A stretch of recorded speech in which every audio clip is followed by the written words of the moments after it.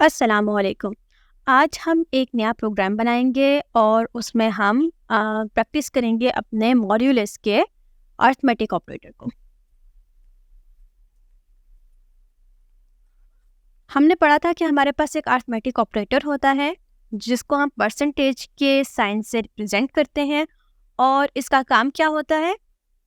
For example 21 और 2 को अगर हम मॉड्यूलस उसके दरमियान अप्लाई करें तो इसका ये मतलब होगा कि 21 को 2 से डिवाइड किया जाए और जो रिमाइंडर आए वो इसका आंसर हो। तो 21 mod 2 इज इक्वल टू 1। अब पॉइंट ये है कि हम कैसा प्रोग्राम बनाना चाहते हैं, तो लेट्स सी कि हमें कैसी आउटपुट चाहिए। हम चाहते हैं कि हमारा प्रोग्राम यूजर से पूछे कि कोई 3 डिजिट नंबर एंटर करो, और जब हमारा यूजर एक 3 डिजिट नंबर एंटर करे, फॉर एग्जांपल वो एंटर करे 123, तो हमारा प्रोग्राम क्या आउटपुट करे, वो कहे उसने क्या किया, हमारे प्रोग्राम ने उसने 123 को 123 में ब्रेक किया, मतलब वो 3 डिजिट्स जिनसे मिलकर ये 3 डिजिट नंबर बन रहा है उसमें ब्रेक किया और उन तीनों का सम लेकर प्रिंट कर दिया। ये आउटपुट हमें चाहिए। तो असल में इसके अंदर साइंस क्या है? इसके अंदर साइंस ये है कि हम लोगों ने जो यूजर 3 डिजिट नंबर एंटर करेगा उसको 3 डिफरेंट नंबर्स में ब्रेक डाउन करना है। मतलब कि हमने फॉर से 357 को 3, 5 और 7 में ब्रेक डाउन करना है, और ये काम अपने अपने प्रोग्राम के थ्रू करना है।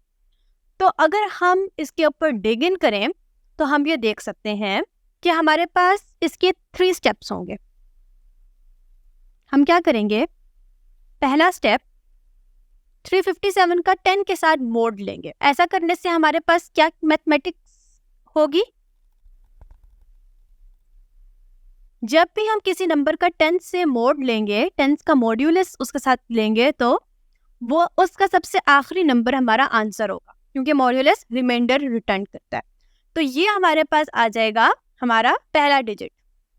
अब अगला डिजिट फाइंड करने के लिए हम दूसरा स्टेप करेंगे, और इसमें हम क्या करेंगे, हम पहले जो नंबर यूजर ने दिया होगा उसको डिवाइड करेंगे 10 से, और हमारे पास क्या आंसर आएगा, 35। ऐसे ही 357 को अगर 10 से डिवाइड करो और ये दोनों इंटीजर्स हो तो हमें पता है कि इंटीजर डिवीजन हमें इंटीजर आंसर देती है। तो ये 357 को अगर 10 से डिवाइड करें तो इंटीजर आंसर जो है वो 35 होता है। तो हमें 357 जो 3 डिजिट नंबर एंटर किया है उस यूजर ने, उसको 10 से डिवाइड करने पे उसके शुरू के 2 डिजिट्स मिल जाएंगे हमेशा।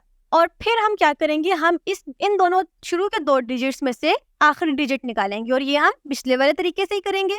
तो हम फिर उसके बाद जो 2 डिजिट्स हमारे पास आएंगे उनका अगर हम 10 से मोड लें तो हमारे पास ये वाला डिजिट आ जाएगा। कैसे? तो हम देख सकते हैं कि ये हमारे पास हमारा दूसरा डिजिट है जो बाहर निकल कर आ गया है। इसको हम लोग डिजिट 2 कह देंगे।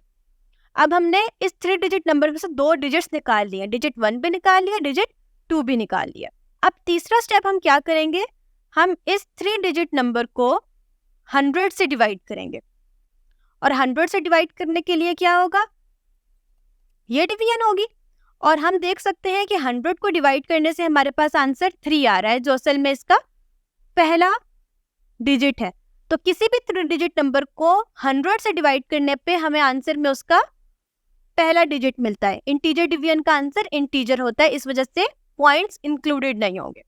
तो किसी उस 3 डिजिट नंबर को 100 से डिवाइड करने पे हमें हमारा सबसे पहला डिजिट भी मिल जाएगा, जिसका नाम हम डिजिट 3 रख सकते हैं। तो मेरा ख्याल में हमने नेमिंग थोड़ी सी गलत कर दी। अगर हम इस तरह ही पढ़ेंगे, ये पहला डिजिट है, ये दूसरा और ये तीसरा, तो हम इसको क्या करते हैं, हम इसको और इसको और इसको हम डिजिट 1 कह देते हैं, इसको हम डिजिट 2 कह देते हैं, इसको हम डिजिट 3 कह देते हैं। लेकिन इन 3 स्टेप्स से हमारे पास 3 डिजिट नंबर के 3 अलग अलग डिजिट्स निकल आएंगे। इस स्टेप से इसका सबसे आखिरी डिजिट, इस स्टेप से इसका दरमियान वाला डिजिट, और इस स्टेप से इसका सबसे पहला डिजिट हमारे पास आ जाएगा। तो ये वाले जो सिंपल मैथमेटिक्स परफॉर्म करके हम क्या कर सकते हैं, हम एक 3 डिजिट नंबर को उसके 3 अलग अलग डिजिट्स में डिवाइड कर सकते हैं। उसके बाद हम सिंपल इन 3 डिजिट्स का सम लेंगे और उसको हम प्रिंट कर देंगे। तो ये वाला काम अब हम प्रोग्राम में करते हैं। Let's write the code. Alright, तो सबसे पहले हमने एक इंटीजर बनाया जिसका नाम हमने डिजिट रखा, और हमने यूजर से कहा कि 3 डिजिट नंबर एंटर करो, और वो जो यूजर एंटर करेगा नंबर उसको हमने डिजिट में स्टोर कर लिया।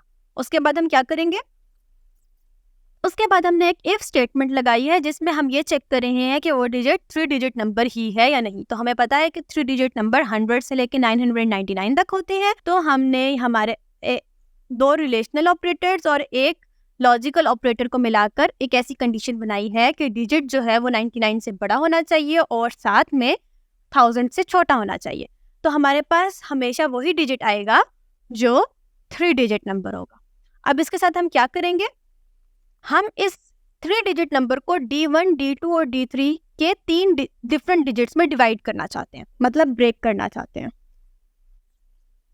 तो हमारे फर्स्ट स्टेप के मुताबिक जो हमारा 3rd डिजिट था वो इस डिजिट जो यूजर ने एंटर किया है उसका मोड 10 लेकर आना था। जैसा कि हमने यहाँ देखा है, जो 3rd डिजिट है हमारा वो इस डिजिट यूजर के एंटर किए हुए डिजिट का 10 से मोड लेकर आना था।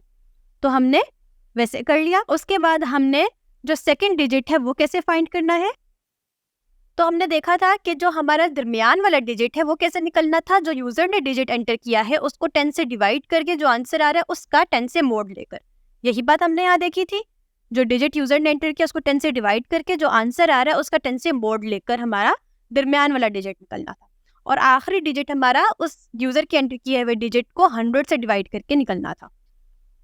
तो ऐसे हमारे पास जो यूजर ने एंटर किया डिजिट वो उसके 3 अलग अलग डिजिट्स में ब्रेक डाउन हो गया, और अब हम अपनी डिजायर्ड आउटपुट शो कर सकते हैं, जो कि क्या है।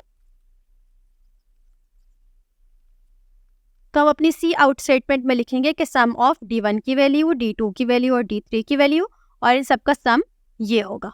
तो ये बात हमने अपने सी आउट की स्टेटमेंट में लिख ली है। नाउ लेट्स सी कि ये प्रोग्राम चलकर हमें कैसी आउटपुट देता है। 3 डिजिट नंबर हम एंटर करेंगे और उसने हमें सम दिया 7, 8 और 9 का, जो कि 24 होता है। तो इस तरीके से हम अपने गिवन डिजिट को उसके जो इंडिविजुअल डिजिट्स हैं उनके अंदर ब्रेक डाउन कर सकते हैं। आज हमने एक 3 डिजिट नंबर को उसके सब डिजिट्स में ब्रेक करना सीखा है। नेक्स्ट प्रोग्राम में हम पढ़ेंगे आर्मस्ट्रॉन्ग नंबर्स के बारे में। बाय।